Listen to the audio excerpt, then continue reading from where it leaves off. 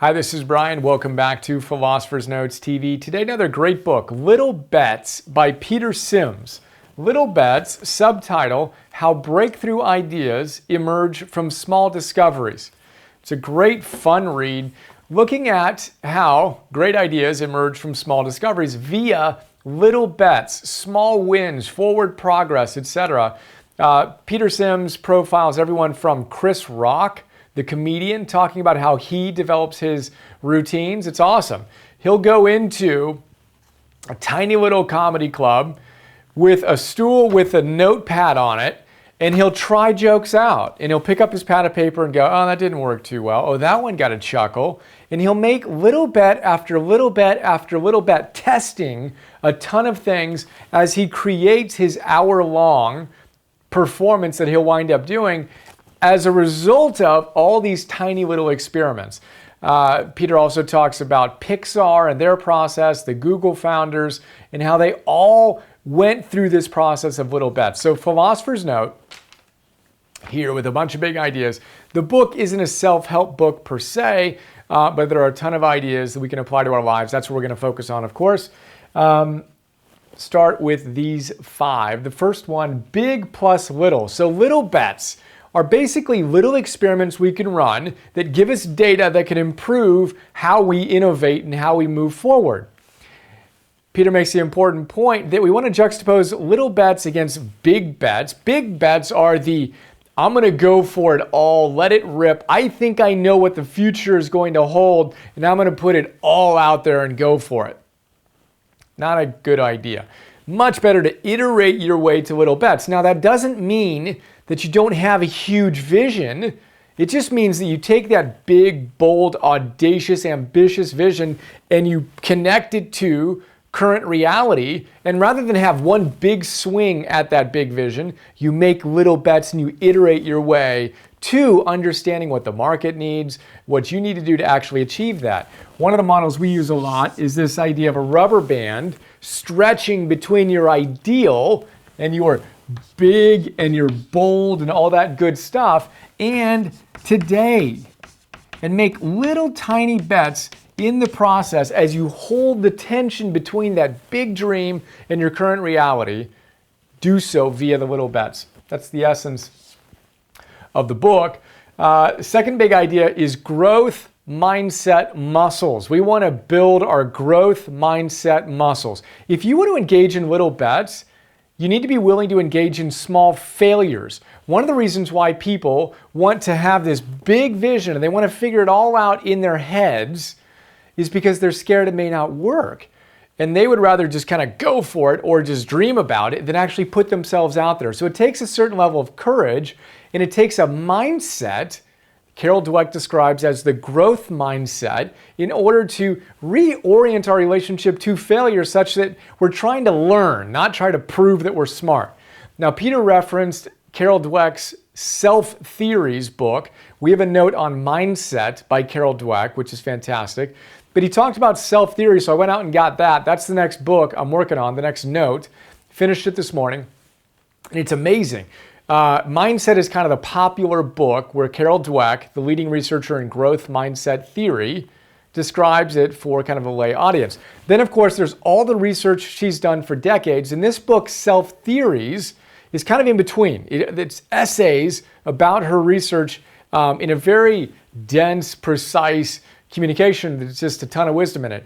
And I'm more inspired by this idea of growth mindsets than ever before.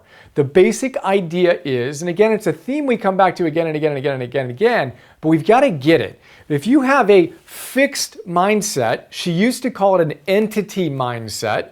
If you think that your intelligence or your ability is fixed, whatever you were born with is what you have. If that's your mindset, you're not going to engage in little bets. Because every single moment of your life essentially is a test of whether you have it or not. You're really vulnerable. But if you have a growth mindset, which she used to call an incremental mindset, where you see that, look, the ability to do great things is incrementally built over time. It's not fixed. If that's your mindset, the growth mindset or the incremental theory mindset, where you get a little bit better, you can grow over time, then you're not so upset about failure because you're not trying to prove yourself. You're trying to learn. You're trying to get better every single day. So a really, really important distinction. And if you always need to be perfect, you're never going to do the things that are going to allow you to learn, that are going to allow you to bring this big vision to life via the little bets. So we want to cultivate our growth mindset muscles. And one great way to do that is via little bets, where you're not putting a ton on the line. You're just testing little things in your business or in your creative life or in your personal life. And we build our growth mindset muscles. We're going to talk about that a lot more in the next episode. But think about that for now. Third big idea is to unsuck, to go from suck to unsuck. The team at Pixar basically says the way they do their films is they go from suck to unsuck.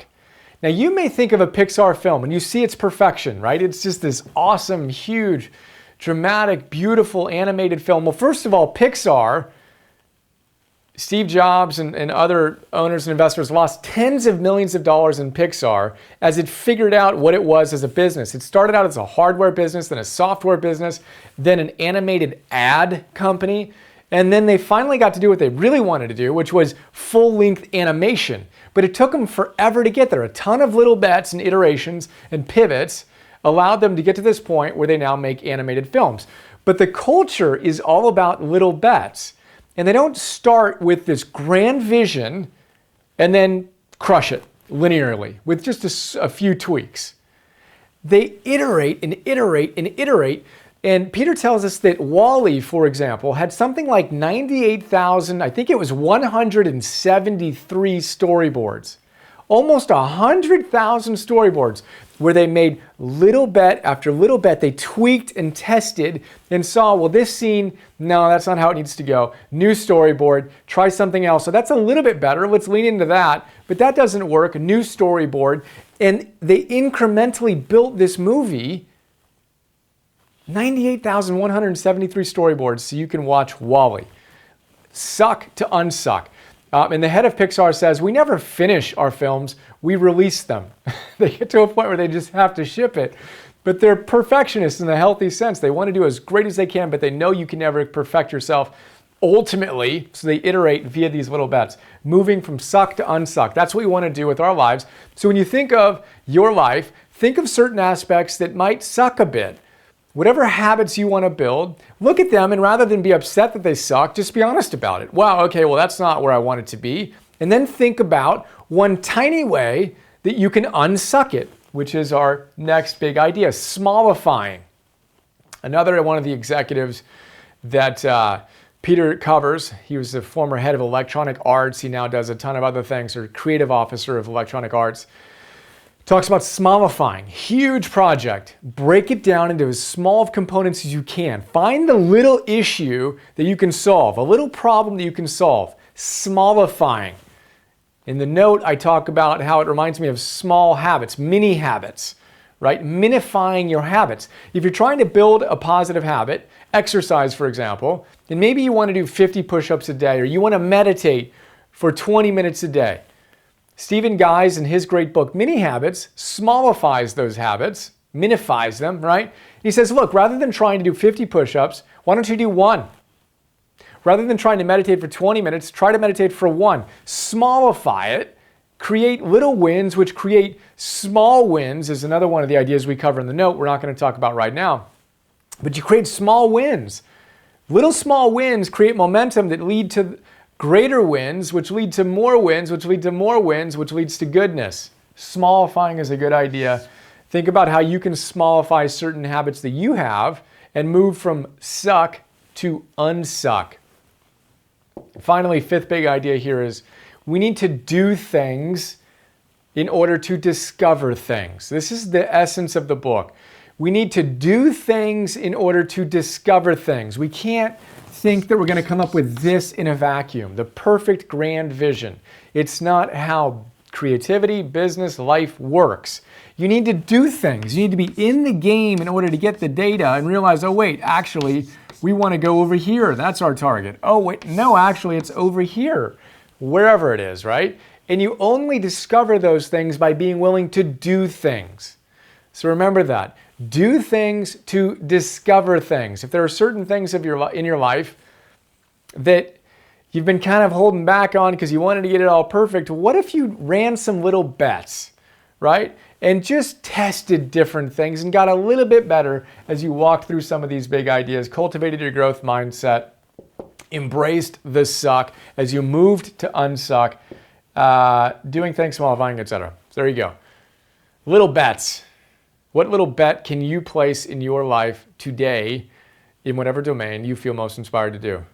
Think about that. Get on it. Hope you enjoyed, and I look forward to sharing more soon. Have another awesome day. See ya. Hi, this is Brian. I hope you enjoyed that PNTV episode. A lot of people don't know all the stuff I do beyond these free videos I share on YouTube, so I thought I'd do a quick video to give you an overview of our membership program that you can get access to and get a ton of other stuff. So here's a quick look. $10 a month, join the Optimal Living membership program. You get instant access to 250 Philosopher's Notes on some of the best Optimal Living books out there. Old school classics, positive psychology, modern stuff, mindfulness, peak performance, purpose, neuroscience, wealth, etc.